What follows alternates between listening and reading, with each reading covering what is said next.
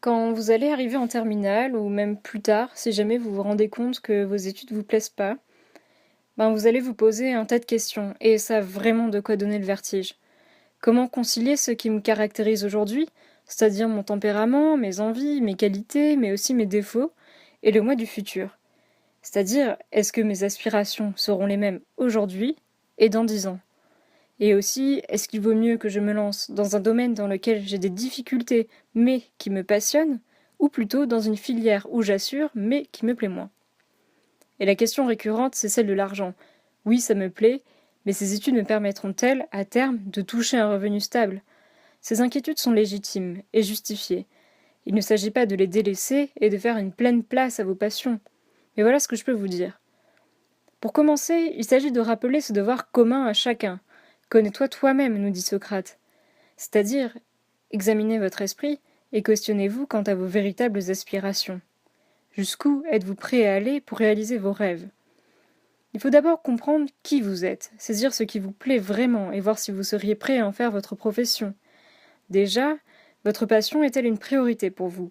Ou vous voyez-vous plutôt vivre de manière heureuse en exerçant un métier certes que vous ne chérissez pas, mais qui vous plaît malgré tout, en gardant certains hobbies à côté? Si vous penchez plutôt pour la première option, c'est-à-dire décider de faire votre passion un métier, il est clair qu'il faut être réaliste et accepter avec raison que tout parcours d'études est soumis à des risques. Mais attention, ce n'est pas un motif suffisant pour partir défaitiste. Il faut comprendre que nous pouvons toujours décider de donner le meilleur de nous-mêmes, que nous sommes en mesure de changer le cours des choses. C'est peut-être un peu abstrait. Prenons l'exemple de Fight Club, pour les connaisseurs. Le narrateur mène une vie ponctuée par l'ennui et la banalité. Donc, il veut sortir de cette routine sans saveur, cesser d'être passif et se détacher définitivement de ce qu'on lui a inculqué comme étant la norme à suivre. Un jour, il rencontre Tyler Durden, avec lequel il apprendra à transgresser les règles sociales, désireux de rompre avec la monotonie de son quotidien. La chose à retenir, c'est que nous sommes toujours acteurs de notre vie. Rappelons ces mots de Raymond Barre, qui était un ancien homme politique français. Un avenir, cela se façonne, un avenir, cela se veut. Peut-être aussi serait-il sage d'arrêter de croire que se lancer dans tel ou tel parcours d'études vous prédestine d'avance à exercer telle ou telle profession. Pour se replonger un peu dans la mythologie, pensez à Tyché, divinité de la fortune et du sort. En effet, il s'agit de comprendre que tout ne repose pas entre vos mains. On ne sait pas de quoi l'avenir est fait, et souvent un parcours professionnel est ponctué d'éléments divers, souvent inattendus. Il faut avoir toujours à l'esprit que la profession à laquelle aboutiront vos études peut résulter du hasard. Il y a concours de circonstances, l'intervention d'événements et de personnes extérieures à soi. C'est par exemple le cas de notre narrateur de Fight Club. Il nous montre que certaines rencontres peuvent aussi radicalement changer le cours de votre vie, ici pour le meilleur comme pour le pire.